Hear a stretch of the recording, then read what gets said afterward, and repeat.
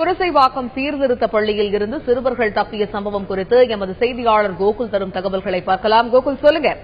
புரசைவாக்கம் பகுதியில் இருக்கக்கூடிய சிறுவர் சீர்திருத்த பள்ளியில 32 சிறுவர்கள் தப்பித்திருக்கிறார்கள். இவர்கள் தப்பிப்பதற்கான காரணம் என்ன, கோகுல்?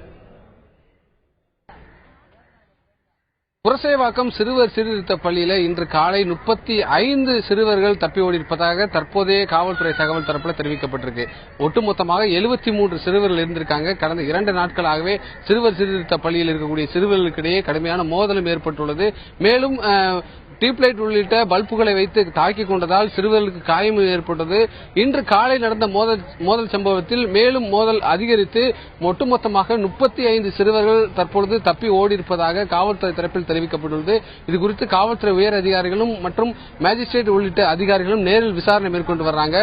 தற்போதைய தகவலின்படி 12 சிறுவர்கள் பிடிபட்டிருப்பதாகவும் மேலும் 4 சிறுவர்கள் திடீரென்று ஒரு தற்கொலை முயற்சியில் ஈடுபடுவது போல தங்கள் கையில் வைத்திருந்த பாட்டில்கள் மற்றும் பிளேடுகளை வைத்து தங்களை தாங்களே கழுத்துக்களை அறுத்துக் கொள்வதும் உடம்பில் கீறிக் கொள்வதும் உள்ளிட்ட தற்கொலை முயற்சியில் ஈடுபடுவதைப் போல தற்பொழுது ஈடுபட்டார்கள். அவர்களை தற்பொழுது மருத்துவமனையில் அனுமதிக்கப்பட்டு அவர்களுக்கு சிகிச்சைகளும் அளிக்கப்பட்டு வருகிறது.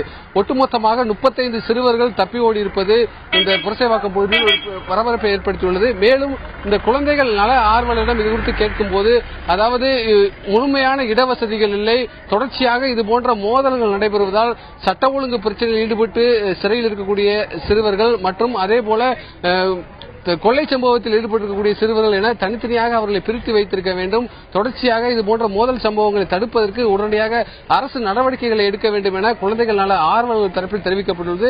தற்பொழுது காவல்துறையினர் இதுகுறித்து தப்பியோடிய சிறுவர்கள் குறித்து தனிப்படை அமைத்து தீவிரமாக விசாரணை மேற்கொண்டு வர்றாங்க. இந்த இடத்தை பொறுத்தளவு ஒரு சில சிறுவர்கள் இங்கே பதுங்கி இருக்கலாம் என்ற தகவலை அடுத்து முட்புதர்கள் உள்ளிட்ட இடங்களையும் காவல்துறை தீவிரமாக தேடிக்கிட்டு இருக்காங்க.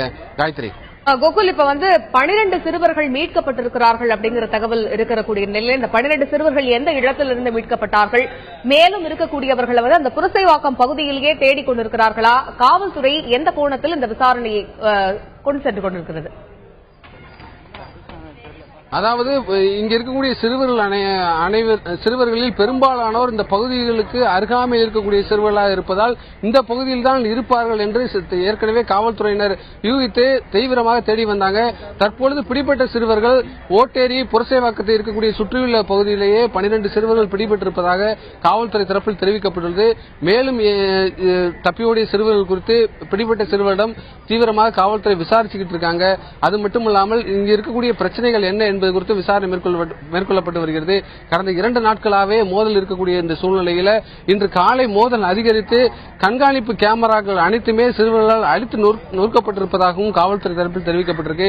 ஆகவே இதில் கண்காணிப்பு கேமராவில் எந்த காட்சிகளும் பதிவாகவில்லை, கேமராக்கள் அனைத்துமே அடித்து நொறுக்கப்பட்டுள்ளது என காவல்துறை தரப்பில் தெரிவிக்கப்பட்டுள்ளது. மேலும் இந்த மோதலுக்கு என்னென்ன காரணம் என்பது குறித்து மேஜிஸ்ட்ரேட்டும் நேரில் வந்து விசாரணை மேற்கொண்டு வர்றாங்க.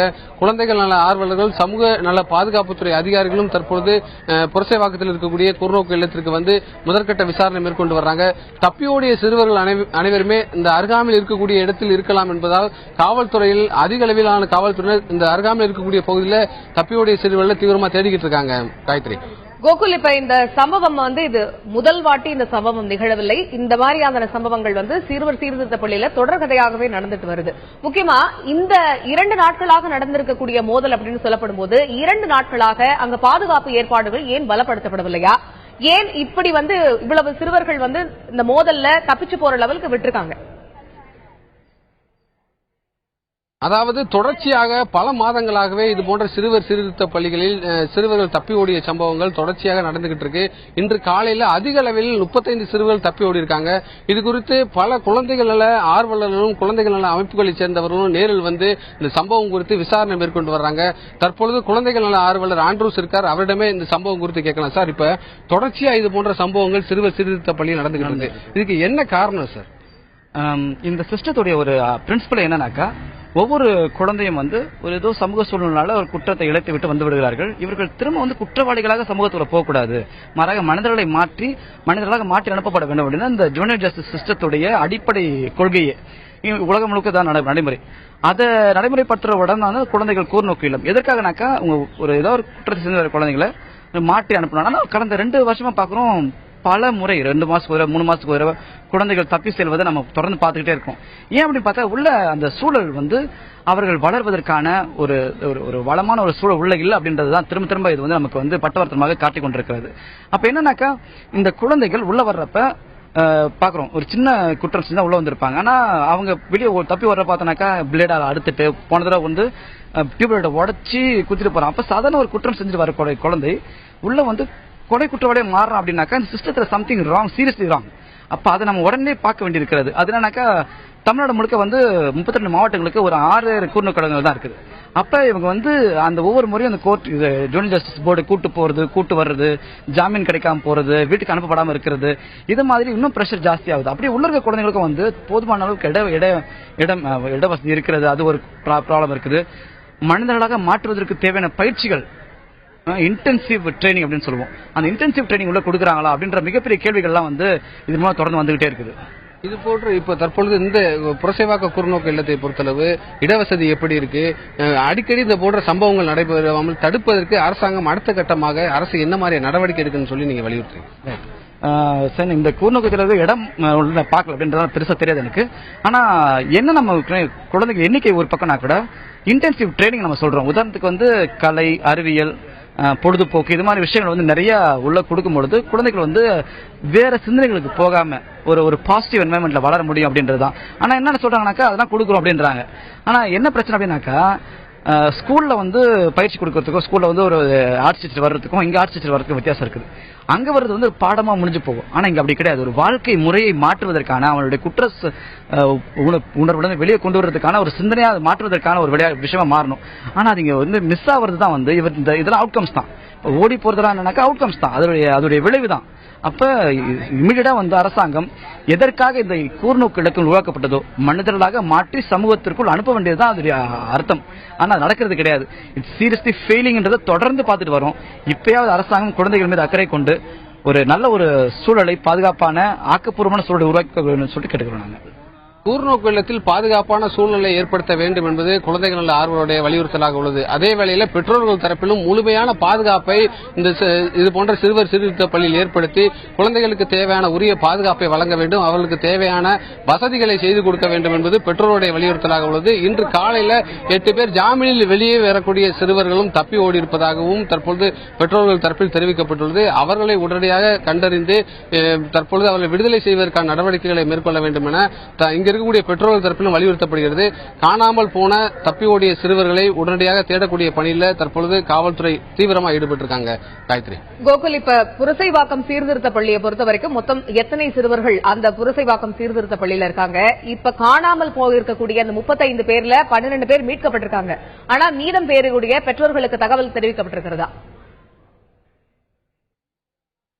முதற்கட்டமாக இந்த கூர்நோக்கு இல்லத்தில் யார் யாரெல்லாம் தற்பொழுது தப்பி ஓடியுள்ளார்கள் என்ற பட்டியலில் எடுக்கப்பட்டுள்ளது. ஒட்டுமொத்தமாக 73 சிறுவர்கள் இந்த கூர்நோக்கு இல்லத்தில் தங்கியிருந்ததாகவும், அதாவது கொலை, கொள்ளை உள்ளிட்ட குற்றச்சம்பவங்களில் ஈடுபட்டவர்கள், வழிப்பறி சம்பவம் உள்ளிட்ட சிறு குற்றத்தில் ஈடுபட்டவர்கள் என ஒட்டுமொத்தமாக 73 சிறுவர்கள் இந்த கூர்நோக்கு இல்லத்தில் இருந்ததாகவும், இந்த பிரச்சனைக்கு ஒரு முக்கிய காரணமாக இங்க இருக்கக்கூடிய குழந்தைகள் நல ஆர்வலர்களும் அதிகாரிகளும் தெரிவிப்பது 2 ஆண்டுகளுக்கு மேலாக ஜாமீன் கிடைக்க சில சிறுவர்கள் இருப்பதாகவும், அந்த சிறுவர்கள் தான் இதுபோன்ற பிரச்சனைகளை உண்டாக்குவதாகவும், நேற்றைய தினம் ஒரு வடசென்னை பகுதியிலிருந்து சில சிறுவர்கள் வந்ததாகவும், அவர்களுக்கும் ஏற்கனவே பழைய சிறுவர்களுக்கும் ஏற்பட்ட மோதலினுடைய விளைவுதான் இதுபோன்ற பிரச்சனை மேலும் முற்றியதாகவும், இன்று காலை முற்றியதாகவும், டியூப்லைட் உள்ளிட்ட ஆயுதங்களை கொண்டு தாக்கிவிட்டு வார்டன்கள் உள்ளிட்டவர்கள் தாக்கிவிட்டு தப்பி ஓடி இருப்பதாகவும் காவல்துறை தரப்பில் தெரிவிச்சிருக்காங்க.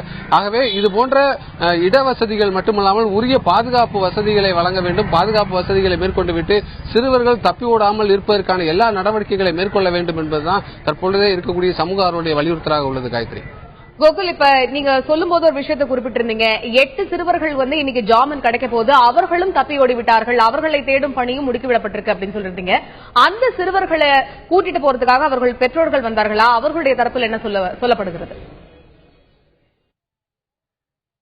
காலை முதலே பெற்றோர்கள் காலை 11 மணி அளவில் பெற்றோர்கள் இன்று திங்கட்கிழமை என்பதால் ஜாமீன் வெள்ளிக்கிழமை பெற்றுக்கொண்டு இன்று திங்கட்கிழமை அவர்களை கூட்டிக் கொண்டு செல்வதற்காக காலை முதலே அந்த 8 சிறுவருடைய பெற்றோர்கள் வந்திருந்தாங்க.